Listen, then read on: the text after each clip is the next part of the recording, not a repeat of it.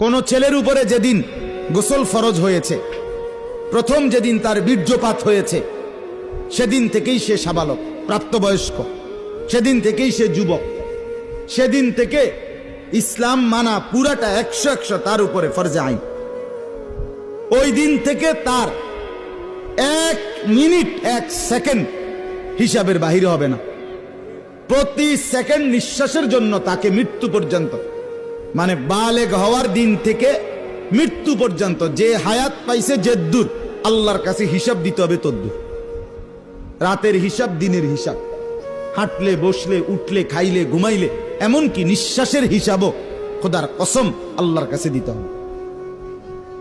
কোন মেয়ে যেদিন তার প্রথম মাসিক শুরু হয়েছে 13-14 বছর বয়সে, সেদিন থেকে সে প্রাপ্তবয়স্কা, সাবালিকা, সে